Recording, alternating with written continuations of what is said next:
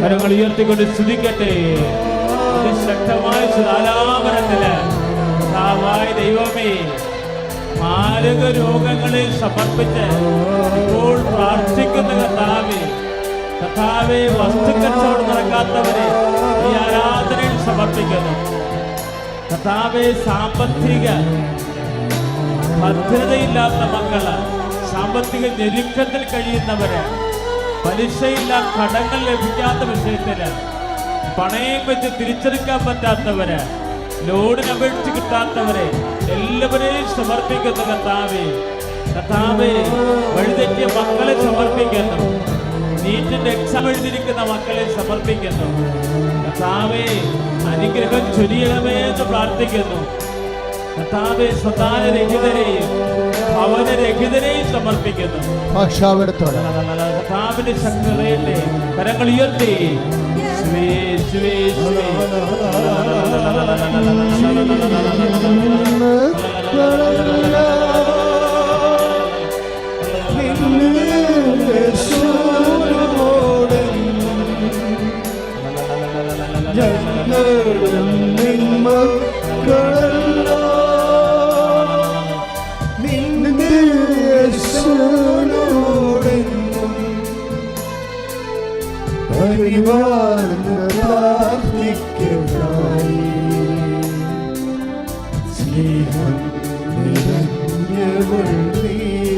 കനിവാർന്ന് പ്രാർത്ഥിക്കതായി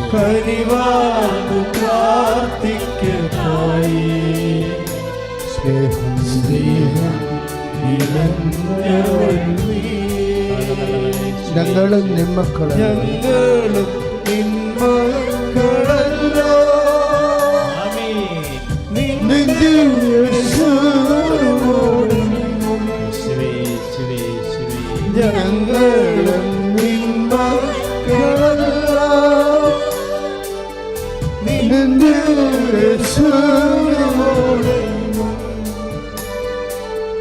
കനിവാർന്ന് പ്രാർത്ഥിക്കതായി സ്നേഹം നിറഞ്ഞവൾ നീയേ. കനിവാർന്ന് പ്രാർത്ഥിക്കതായി സ്നേഹം നിറഞ്ഞവൾ നീയേ. കനിവാർന്ന് പ്രാർത്ഥിക്കതായി കനിവാർന്ന് പ്രാർത്ഥിക്കതായി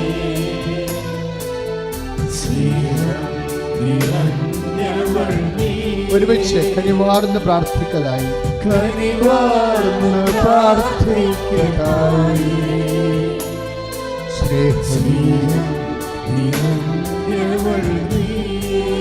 ഞങ്ങളും നിമ്മക്കളല്ലോ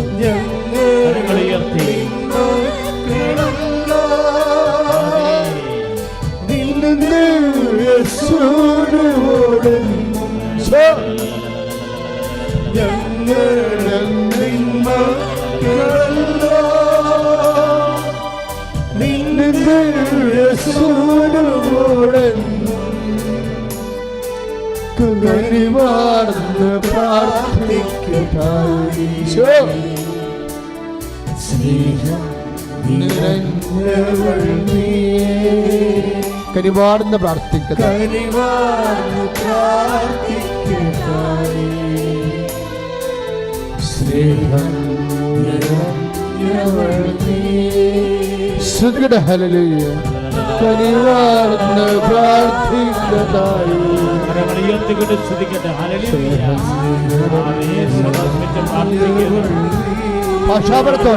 ഭാഷാപരത്തോടെ കനിവാർന്ന് പ്രാർത്ഥിക്കതായി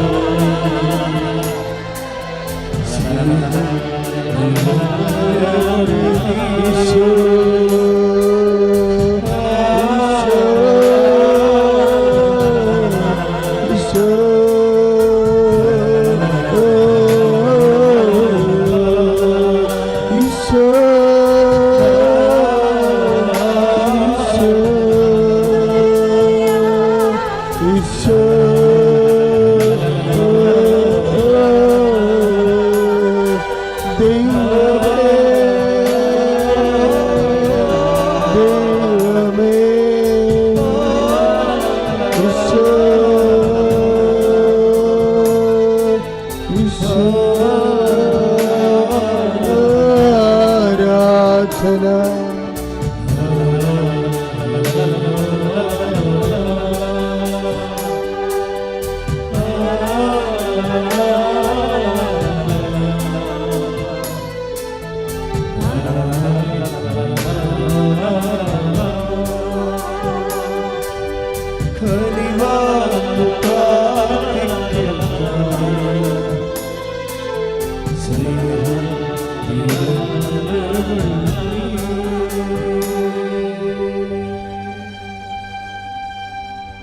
വയറിലെ ചില കോശങ്ങൾ, അതായത് നമ്മുടെ നെഞ്ചിന്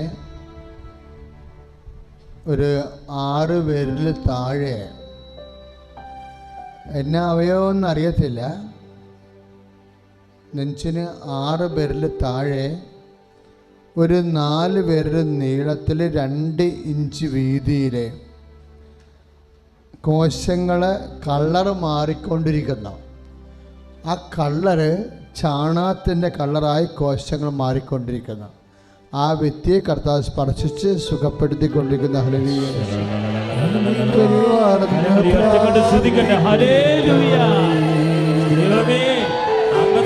സൗഖ്യങ്ങൾ എന്ന് പറയുന്നു. കർത്താവേ, സൗഖ്യത്തോട് ഞങ്ങളുടെ നിയോഗങ്ങൾ സമർപ്പിക്കുന്നു.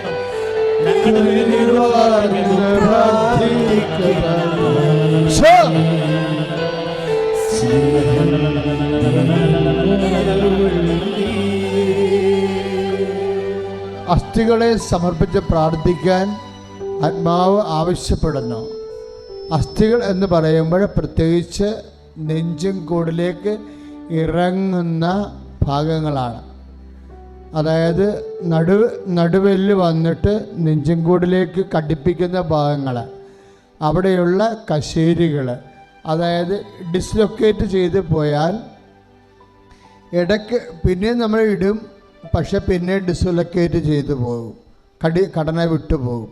ഇപ്പം ഘടന വിട്ടുപോകുന്ന അസ്ഥികളെ വീണ്ടും ഇടാനൊക്കെ പറ്റും, പക്ഷെ പിന്നെ സ്ഥിരമായിട്ട് ഇത് തന്നെ പണി.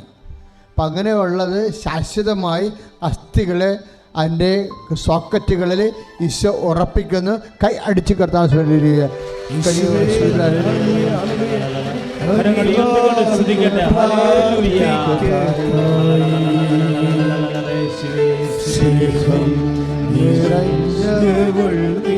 ശ്രുതികട ഹല്ലേലൂയ.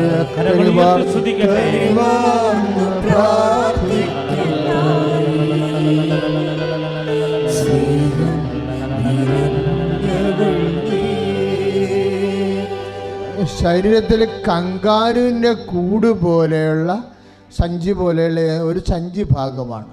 ശ്രദ്ധിക്കുക, ശരീരത്തിൻ്റെ ഉള്ളിലെ സഞ്ചി ഭാഗങ്ങൾ ചിലപ്പോൾ ആമാശയമാകാം, അല്ലെങ്കിൽ മൂത്രാശയമാകാം. ആ സഞ്ചി ഭാഗങ്ങളിൽ വെള്ളം ഇങ്ങനെ നിറഞ്ഞു വരുന്നു. അത് അങ്ങോട്ടുമില്ല ഇങ്ങോട്ടും ഇല്ലാത്ത രീതിയിൽ കിടക്കുന്നു. ആ വെള്ളം പുറത്തേക്ക് പോകേണ്ടതാണ്. ആ വെള്ളം ഉണ്ടാകേണ്ട കാര്യമില്ല.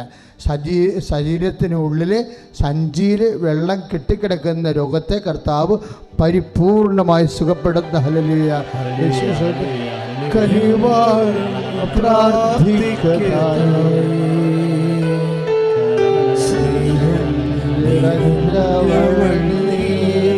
സ്വരത്തിലെ കരിവാർന്ന് പ്രാർത്ഥിക്കുക.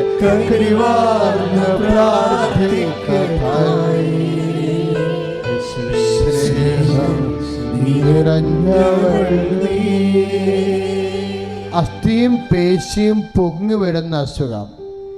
ഒരു ഗോലിയുടെ വലിപ്പത്തിൽ അസ്ഥിയോട് കൂടി അസ്ഥി ഉണ്ട് ഉള്ളിൽ. അസ്ഥി ചെറുതായിട്ടാണിങ്ങനെ ക്രമാതീതമായിട്ട് പൊന്തൽ കാണിക്കണത്. പക്ഷേ അതിൻ്റെ പുറമെ ചുറ്റിയിരിക്കുന്ന പേശികൾ അതിനേക്കാൾ കൂടുതൽ പൊന്തിയിട്ടുണ്ട്. അപ്പോൾ ഈ ഇങ്ങനെ അസ്ഥിയും പേശിയും ഒരുമിച്ച് ബൾജ് ചെയ്യണ രോഗത്തെ കർത്താവ് സ്പർശിച്ച് സുഖപ്പെടുത്തിക്കൊണ്ടിരിക്കുന്ന ഹല്ലേലൂയ.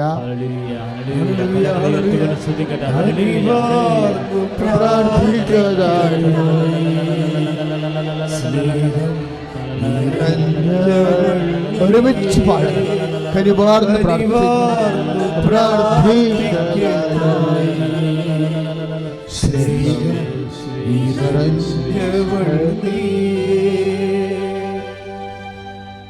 പരിശുദ്ധ പരമ ദിവ്യകാരുണ്യത്തിന് നേരവും ആരാധനയും സ്തുതിയും പുകഴ്ചയുണ്ടായിരിക്കട്ടെ.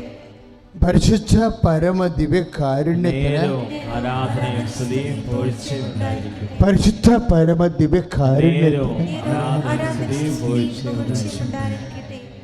ഇരിക്കുക.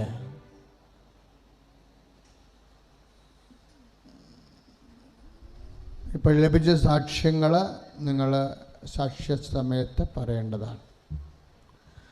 പ്രിയപ്പെട്ടവരെ, വളരെ സന്തോഷത്തോടെ ഇരിക്കുക.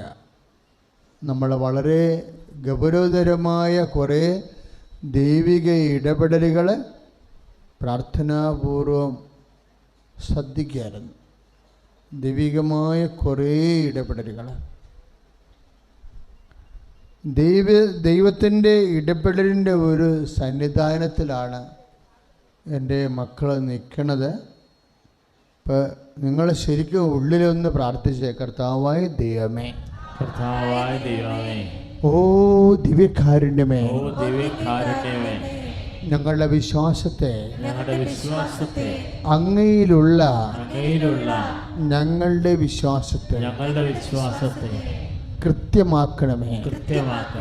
യേശുവേ സ്തോത്രം, യേശുവേ നന്ദി, യേശുവേ ആരാധന. ഹല്ലേലൂയ. മരണക്കിടക്കയിൽ നിന്നും കൈപിടിച്ചുയർത്തി കൃപാസന അമ്മ മാതാവിൻ്റെ തിരുമുമ്പിൽ എത്തിച്ച തിരുക്കുമാരനും അമ്മ മാതാവിനും കോടാനുകോടി നന്ദി പറയുന്നു. എൻ്റെ പേര് തോമസ്, ഇതെൻ്റെ വൈഫ് ടെസി തോമസ്. ഞങ്ങൾ വരുന്നത് കണ്ണൂർ തലശ്ശേരി അതിരൂപത Vayattuparamba saint Joseph forane church ഇടവകയിൽ നിന്നാണ്. ഈ കഴിഞ്ഞ 2024 സെപ്റ്റംബർ ആദ്യമാണ് പെട്ടെന്ന് ജോലി ചെയ്തുകൊണ്ടിരുന്ന സമയത്ത് എൻ്റെ വൈഫിന് വയറിനൊരു വലിയ ഹെവിനെസ്സും വിശപ്പില്ലായ്മയൊക്കെ ഉണ്ടായത്. കൃത്യമായിട്ട് ടെസ്റ്റുകളൊക്കെ നടത്തി കഴിഞ്ഞപ്പോഴാണ് അറിയുന്നത് ക്യാൻസറാണ്, അതും 4th സ്റ്റേജ്. ഒന്നും ചെയ്യാൻ പറ്റാത്ത അവസ്ഥ. ഞങ്ങൾ അറിയാവുന്ന ദൈവത്തെ മുഴുവൻ വിളിച്ച് പ്രാർത്ഥിച്ചു. ഞാൻ ഓൺലൈനായിട്ട് ഉടമ്പടി എടുത്തു. അങ്ങനെ ഒക്ടോബർ 14 ഞങ്ങൾ RCCയിലേക്ക് ട്രീറ്റ്മെൻറ്റിന് ഷിഫ്റ്റ് ചെയ്തു. അവിടെ വന്ന് ഡോക്ടർ മൊത്തം പരിശോധിച്ച് നോക്കിയിട്ട് പറഞ്ഞു, നമുക്കൊന്നും ചെയ്യാൻ പറ്റില്ല, ഓപ്പറേഷൻ പ്രതീക്ഷിക്കേണ്ട, കീമോ കൊടുത്തു നോക്കാം എന്ന് പറഞ്ഞു. അങ്ങനെ ട്രീറ്റ്മെൻറ്റ് ആദ്യത്തെ 3 കീമോ കൊടുത്തു. 3 കീമോയും ഫെയിലായി പോയി. കാരണം വയറ്റിൽ നിന്നും എല്ലാ ആഴ്ചയിലും 2.5-3 ലിറ്റർ വെള്ളം വെച്ച് കുത്തിയെടുത്തുകൊണ്ടിരുന്നു. ശരീരത്തിലെ ബ്ലഡും പ്രോട്ടീനും മൊത്തം പോയതിനാൽ കീമോ കൊടുക്കാൻ സാധിച്ചില്ല. അപ്പം ലാസ്റ്റ് അവർ പറഞ്ഞു, ഇനി ഇങ്ങനെ കീമോയും നമുക്ക് തുടരാൻ സാധിക്കില്ല എന്ന്. അങ്ങനെ ഞാൻ പട്ടത്ത് ലൂർദ് മാതാ പള്ളിയിൽ കുർബാനയ്ക്ക് ശേഷം ഗ്രോട്ടോയുടെ മുന്നിൽ പ്രാർത്ഥിച്ചുകൊണ്ടിരുന്നപ്പോൾ അമ്മയുടെ കാൽച്ചുവട്ടിൽ കൃപാസന മാതാവിൻ്റെ ഒരു പത്രം കിടക്കുന്നു. ഞാനതെടുത്ത് വീട്ടിൽ കൊണ്ടുവന്ന് സാക്ഷിയൊക്കെ വായിച്ച് കേട്ട് ടെസ്സിയുടെ തലേണയുടെ കീഴിൽ വെച്ചു. വൈകിട്ട് സന്ധ്യാപ്രാർത്ഥന എല്ലാം കഴിഞ്ഞ് ഞാൻ ബൈബിൾ വായിച്ചുകൊണ്ടിരുന്ന സമയത്ത് രാത്രി 9:33 അന്നേരം അത്രയും നേരം വർത്തമാനം പറഞ്ഞുകൊണ്ടിരുന്ന ടെസ്സി പെട്ടെന്ന് ചിരിക്കാൻ തുടങ്ങി.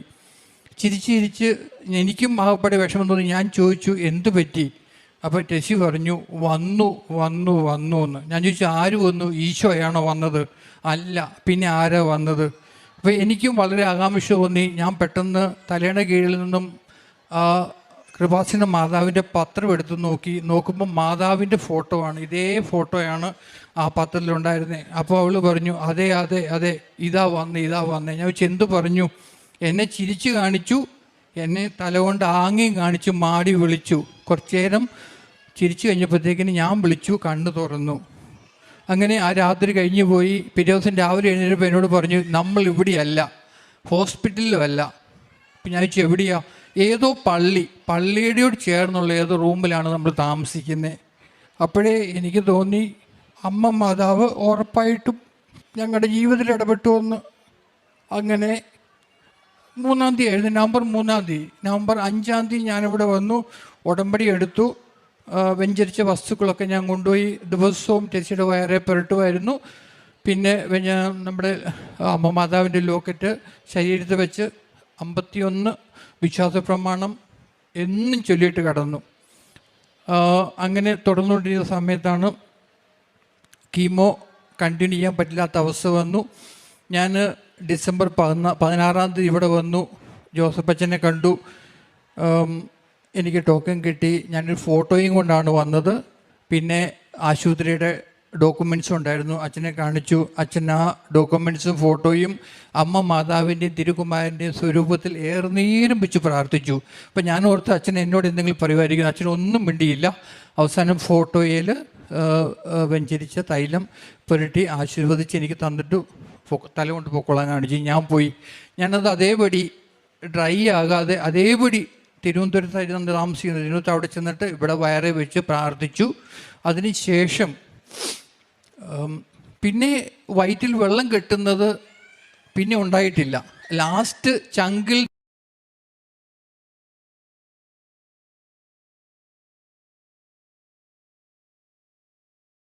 വയറ്റിൽ നിന്നും ചങ്കിൽ നിന്നുമായിട്ട് കുത്തിയെടുത്തു.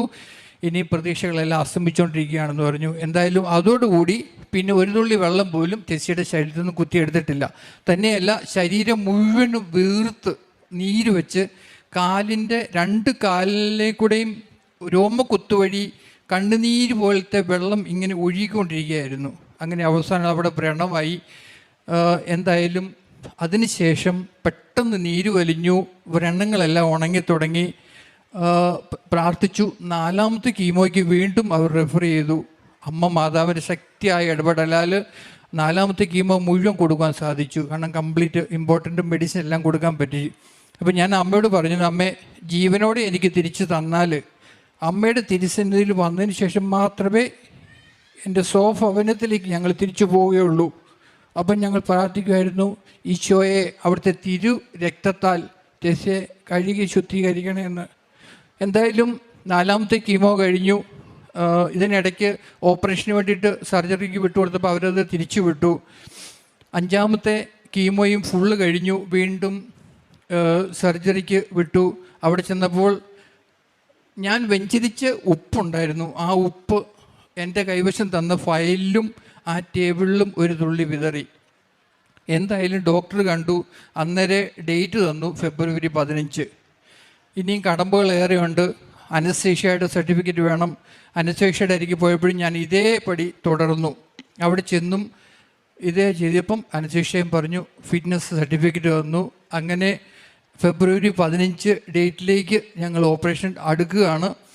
ഡോക്ടർമാർക്ക് പ്രതീക്ഷകളൊന്നുമില്ല. അവർ എന്നും വന്ന് പറയും, പ്രതീക്ഷിക്കരുത്, കാരണം ഓപ്പൺ സർജറിയാണ്. ഓപ്പൺ ചെയ്ത് കഴിയുമ്പോൾ പറയാൻ പറ്റുള്ളൂ ശരീരത്തിൻ്റെ എവിടെയെല്ലാം വ്യാപിച്ചിട്ടുണ്ട് എന്നുള്ളതൊക്കെ. എന്തായാലും അതിന് മുന്നേ CT സ്കാൻ എടുത്തപ്പം 18 സെൻറ്റിമീറ്റർ വലിപ്പമുള്ള മുഴ ഉണ്ടായിരുന്നത് അത് ചുരുങ്ങി തുടങ്ങി. ചെറിയ ചെറിയ മുഴകളും വയറ്റിൻ്റെ ഉള്ളിൽ ഫുൾ ഭാഗങ്ങളായിട്ട് സ്പ്രെഡായിരുന്ന ഭാഗങ്ങളൊക്കെ അപ്രത്യക്ഷമായി.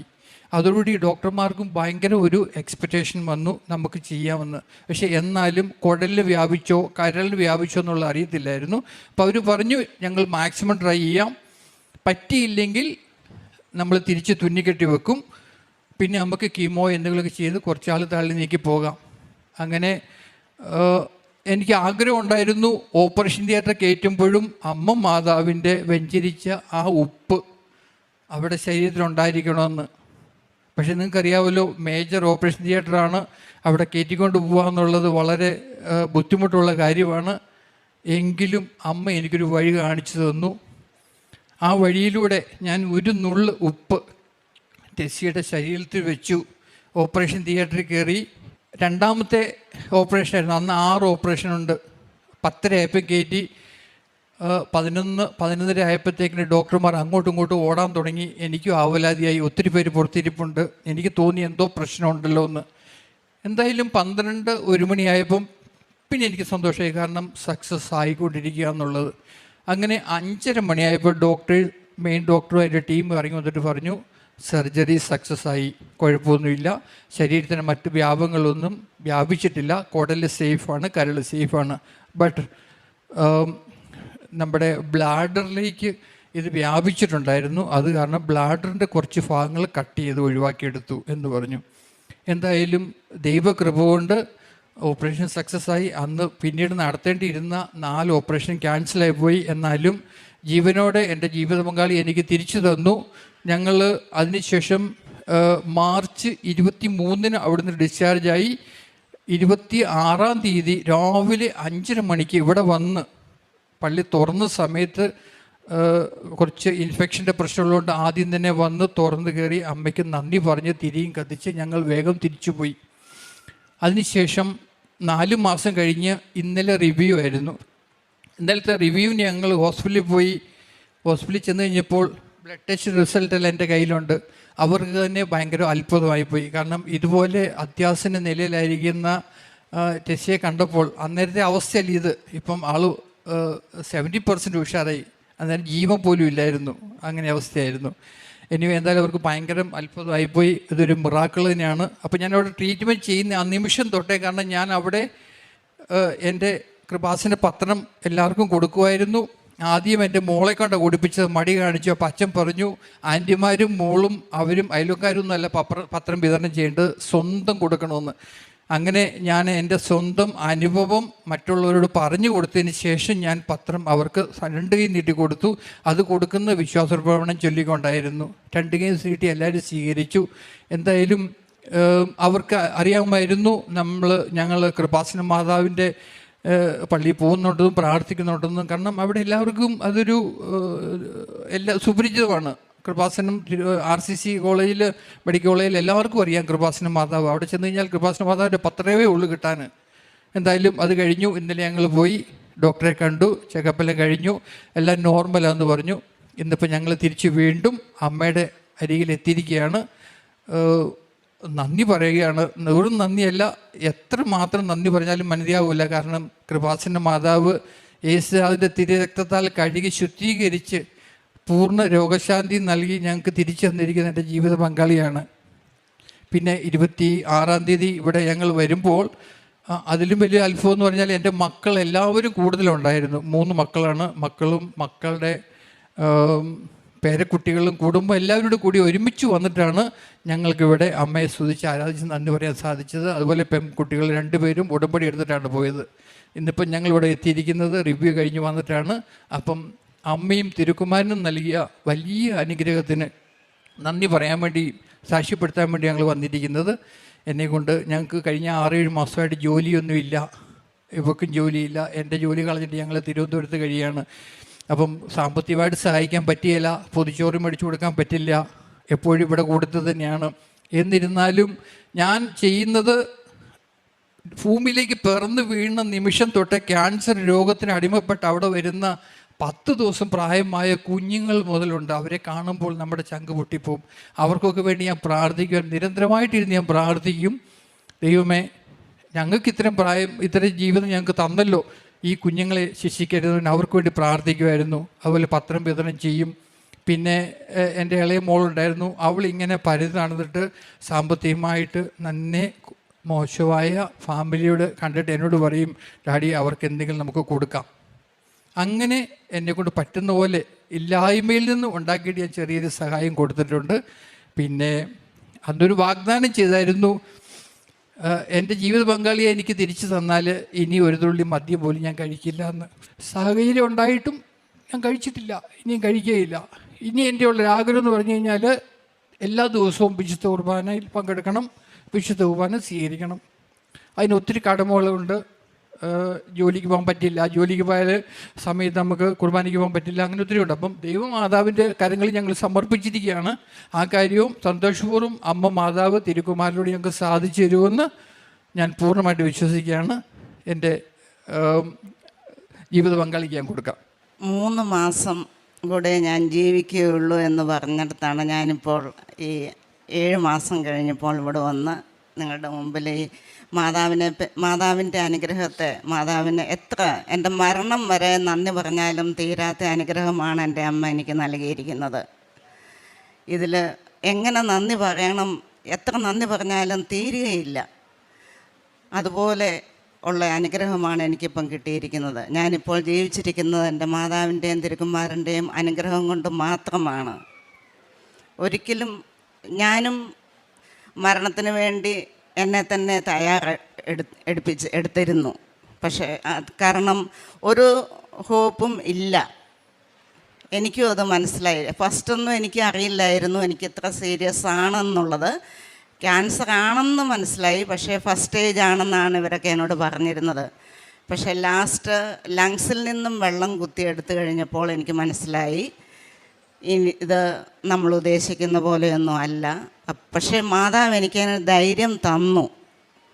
മാതാവിനെ എനിക്ക് നേരിൽ കാണാൻ പറ്റിയെന്നുള്ളതാണ് ഏറ്റവും വലിയൊരു അനുഗ്രഹം. അതെനിക്ക് ഒരിക്കലും ആ കാഴ്ച എപ്പോഴും എൻ്റെ മനസ്സിലിങ്ങനെ തെളിഞ്ഞു വരും. അങ്ങനെ മാതാവ് എന്നെ തൊട്ട് സുഖപ്പെടുത്തി. എൻ്റെ ഈ മരണക്കിടക്കയിൽ നിന്നും എന്നെ കൈപിടിച്ചുയർത്തി ഈ അൾത്താരയിൽ വന്ന് നിന്ന് സാക്ഷ്യം പറയാൻ അനുഗ്രഹിച്ചതിന് മാതാവിനും തിരുകുമാരനും കോടാനുകോടി നന്ദി പറഞ്ഞുകൊള്ളുന്നു.